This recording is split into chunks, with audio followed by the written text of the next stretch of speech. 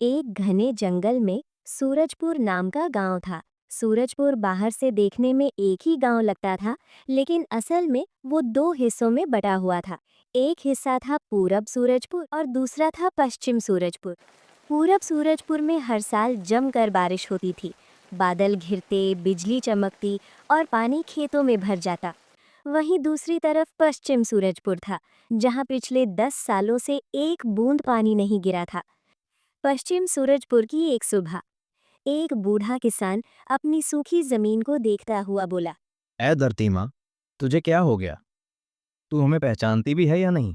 पास ही एक औरत खाली घड़ा उठाए खड़ी थी। वो बोली, सुबह से 3 कुओं तक गई, हर जगह बस सूखी दीवारें मिली। तभी उसका छोटा बेटा उसकी साड़ी पकड़कर बोला। अम्मा, आज पानी मिलेगा ना? माँ ने बच्चे को सीने से लगा लिया, लेकिन उसके पास कोई जवाब नहीं था। उसी वक्त पूरब सूरजपुर में बिल्कुल अलग नजारा था। नल खुले थे। नीचे वालों की तो किस्मत ही खराब है, वरना हमारे यहाँ पानी मुफ्त बहता है। उनको पानी की कितनी जरूरत है। पूरब सूरजपुर का सरपंच था रघुबीर सिंह, ताकतवर, अमीर और घमंडी। पश्चिम सूरजपुर के लोग कई बार उसके दरवाजे तक गए। एक दिन सब इकट्ठा होकर बोले। सरपंच जी, हमारे बच्चे प्यास से तड़प रहे हैं, थोड़ा पानी दे दीजिए। रघुबीर सिंह ने ठंडी नजर से देखा और बोला। गांव बटा हुआ है, पानी हमारे हिस्से का है, नियम मत तोड़ो। उसकी आवाज में न दया थी न इंसानियत। लोग चुपचाप लौट आए। पश्चिम सूरजपुर में एक युवक रहता था। नाम था अर्जुन। न बहुत पढ़ा लिखा न अमीर, लेकिन सोच साफ थी। उसने लोगों से कहा, अगर बारिश एक आसमान से गिरती है तो गांव दो कैसे हो सकते हैं?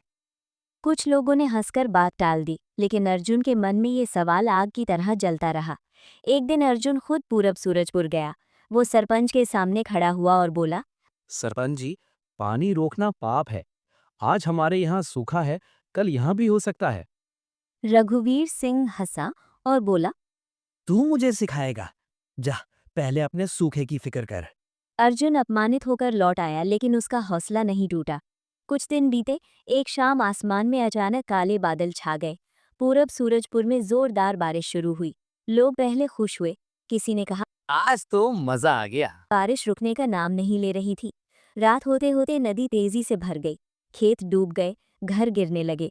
लोग घबराकर चिल्लाने लगे। बचाओ बचाओ, यहाँ पानी बहुत बढ़ गया है। अब वही पूरब सूरजपुर, जहां पानी का घमंड था, बाढ़ से डूब रहा था। सरपंच रघुबीर सिंह खुद अपने घर में फंस गया। वो डरते हुए चिल्लाया। कोई है? मुझे बचा लो। पश्चिम सूरजपुर के लोगों ने ये सब देखा। कुछ लोग बोले। जिन्होंने हमें कभी पानी नहीं दिया, हम उनकी मदद क्यों करें? भी अर्जुन आगे आया। उसने कहा, हम इंसान हैं, अगर आज हमने मुंह मोड़ लिया तो हम में और उनमें क्या फर्क रहेगा? उसकी बात सुनकर लोग चुप हो गए। फिर एक एक करके सब उसके साथ चल पड़े। रस्सियां ली गईं, लकड़ियां ली गईं और लोग बाढ़ की तरफ बढ़े। अर्जुन सबसे आगे था। उसने पानी में उतरकर सरपंच तक रस्सी पहुंचाई। थोड़ी मुश्किल के बाद रघुबीर सिंह को बाहर निकाला गया। सरपंच कांप रहा था। उसकी आंखों से आंसू बह रहे थे। वो अर्जुन के पैरों में गिर पड़ा और बोला। मुझे माफ कर दो अर्जुन, मुझसे बहुत बड़ी गलती हुई है। बाढ़ के बाद गांव में सभा बुलाई गई। सरपंच ने सबके सामने कहा, आज से सूरजपुर एक है। पानी किसी एक का नहीं, सबका है। नहर बनाई गई। पानी बराबर बंटा। पश्चिम सूरजपुर की धरती फिर से हरी होने लगी।